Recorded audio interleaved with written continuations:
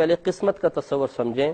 تقدیر، قسمت، نصیب، یہ سب ایک ہی چیز ہیں، اور اس کا مطلب یہ، اور مقدر بھی اس کو کہتے ہیں.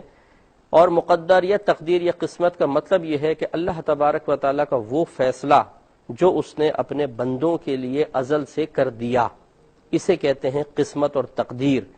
اور آپ 1500 سال کی تاریخ اٹھا کے پڑھ لیں گے، کسی نے قسمت کو نہیں کوسا ہے، کسی نے قسمت کو برا نہیں کہا ہے. وجہ اس کی یہ ہے کہ یہ اللہ کا فیصلہ ہے ہمارے لیے.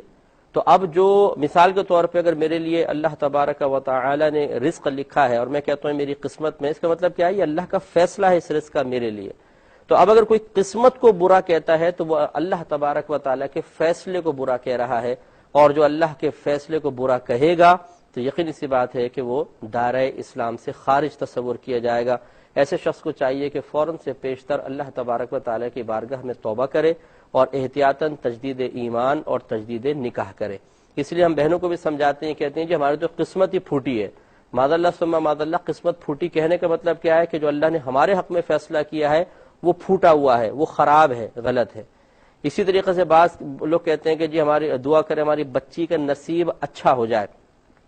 نصیب مانے کیا ہے؟ اللہ کا فیصلہ. اللہ کا فیصلہ اچھا ہو جائے تو یہ دعا کرنا کیسا ہے؟ آپ یوں کہیں کہ جو اللہ تبارک و تعالیٰ نے ہماری بچی کا نصیب لکھ دیا ہے یا اس کا جو فیصلہ ہے، ہماری بچی کو اللہ تعالیٰ اس سے راضی رہنے کی توفیق عطا فرمائے.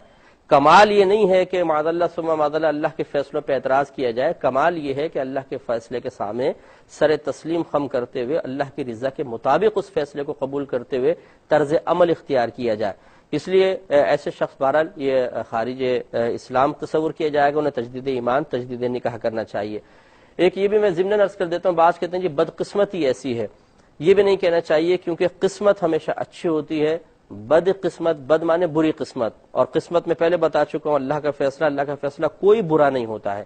بعض اوقات ایسا ہوتا ہے کہ ہمارا وہی زاویہ نظر، ہماری سوچ، ہماری فکر اس کو برا سمجھ رہی ہوتی ہے، کیونکہ جو اللہ کا فیصلہ ہے بظاہر وہ ہمارے لیے نقصان لے کر آیا ہوتا ہے. جیسے دکان میں آگ لگ گئی مثال کے طور پر، تو بعض لوگ کہتے ہیں کہ یار یہ کیا بدقسمتی ہے میری کہ آگ لگ گئی. نہیں، ہمیں بظاہر یہ دکان میں آگ لگنا ایک برا محسوس ہو رہا ہے، اگر یہ اور یقینی سی بات ہے اللہ کا فیصلہ ہے تو ہمیں یہ فیصلہ بظاہر برا محسوس ہو رہا ہے، لیکن ایسا ہونا نہیں چاہیے. اللہ تعالیٰ کے ہر فیصلے میں ہزارہ حکمتیں ہیں، کبھی وہ کچھ دے کر آزماتا ہے، کبھی لے کر آزماتا ہے. لہٰذا اللہ کا فیصلہ ہمیشہ اچھا ہی ہوتا ہے، اسے برا نہیں کہنا چاہیے.